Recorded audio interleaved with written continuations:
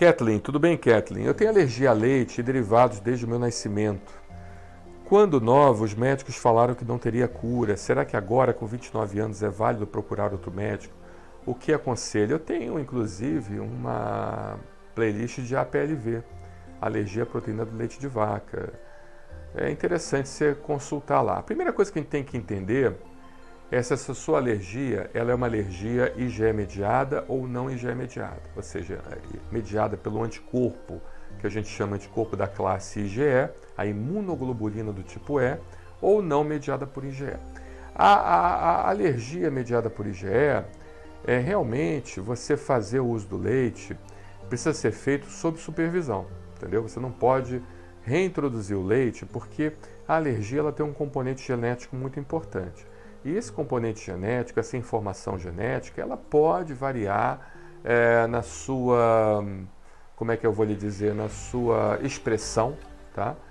De acordo com os hábitos que você tem de vida, né? Mas a qualquer momento ela pode ser novamente ativa e desencadear então uma reação em você. Então, o que acontece? O paciente que de certa forma tem uma alergia IgE mediada, presta atenção, isso é muito importante. Uma alergia IgE mediada, você tem anticorpo da classe IgE específica para uma das proteínas do leite, alfa-lactoalbumina, beta-lactoglobulina, caseína, né? Ou seja, anticorpos específicos para uma das proteínas do leite.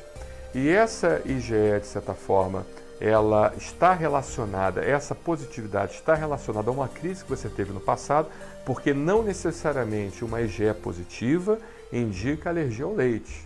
Uma IgE positiva, ela pode indicar somente sensibilização e tem muita gente deixando de fazer leite, de tomar leite, porque tem IgE positivo e não apresenta absolutamente nada. Isso é perigoso, tá? Porque a pessoa, além de estar privando do seu convívio um alimento saudável, ela está também fazendo com que acelere o processo de sensibilização, porque aquele leite que a pessoa está tomando sem sintoma está mantendo a pessoa bem, está mantendo a pessoa num estado de energia, num estado de tolerância ao leite. Então, mas suponhamos que você tenha tido uma IgE específica positiva a uma das proteínas do leite. Essa IgE positiva, ela está relacionada a um quadro clínico de hipersensibilidade ao leite, onde você desenvolveu urticária, angioedema, ficou inchado, né? Você pode ter desenvolvido tosse, diarreia, queda da pressão arterial, queda da frequência cardíaca, tudo isso, né? Ou seja, levando a um quadro chamado de anafilaxia ou choque anafilático.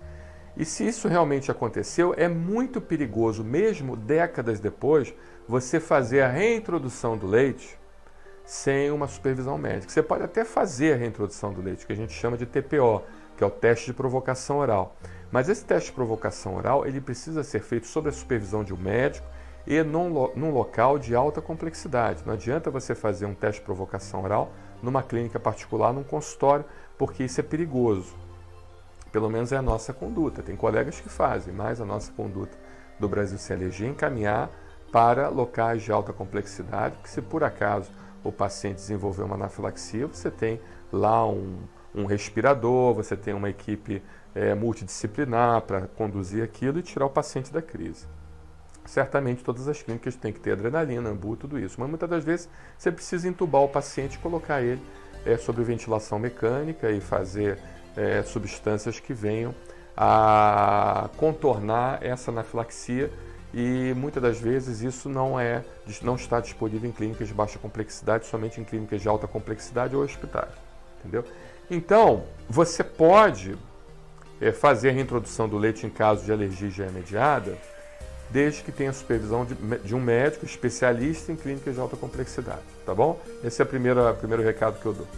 Se for uma alergia IgE não mediada, então o risco de anafilaxia é praticamente zero, né? Ou seja, o paciente só desenvolve sintomas gastrointestinais. Ele faz uso do leite ou derivados e desenvolve então diarreia, náusea, vômito e assim por diante. A questão é o seguinte, a questão é se o paciente ele não tem uma alergia mista, entendeu? Ou seja, no início ele desenvolveu uma alergia não IgE mediada, somente com sintomas gastrointestinais e sem o risco de anafilaxia, porém ele foi reintroduzindo aquela proteína e aquela proteína, por sua vez, ela foi então causando uma sensibilização tá? E levando o paciente também a uma alergia IgE mediada. Então, a minha preocupação é assim, doutor, mas eu me lembro que quando eu comia leite, não tive nada disso que o senhor falou. Não tive urticária gigante, não tive angedema, não tive queda da pressão arterial, não tive queda da frequência cardíaca, não tive nada. Eu tive só diarreia, náusea e vômito. Então eu posso reintroduzir o leite. Olha, eu sou muito cauteloso.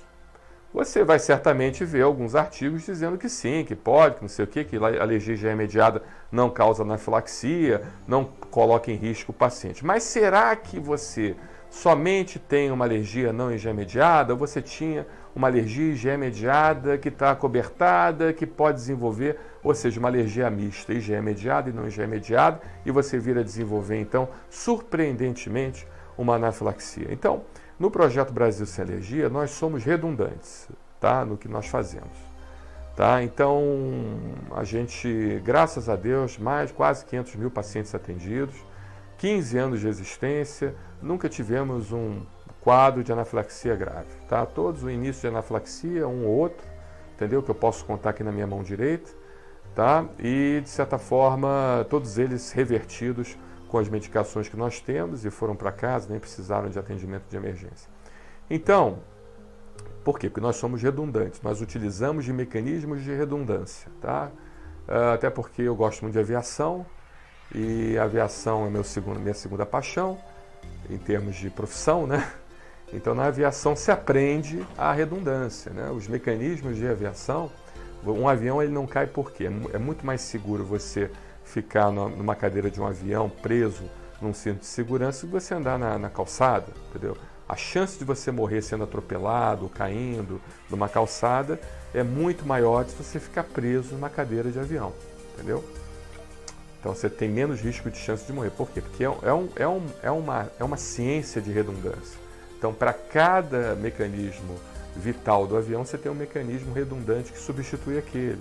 1 ou 2 ou 3, dependendo do tipo de aeronave. Tem aeronaves que têm até 4 mecanismos de redundância. Então o avião não cai, né? Então, a mesma coisa acontece com a medicina. A medicina tem que ser assim, a gente tem que ser redundante. Então, eu pego um paciente como o seu, que eu já peguei vários, né, que quer reintroduzir o leite, eu acho interessante, eu acho válido, mas a gente encaminha para um centro de referência. O centro de referência, por sua vez, vai fazer o teste de provocação, independente se é IgE específica ou não IgE específica, tá bom? Então, esse é o meu recado. Um abraço, obrigado!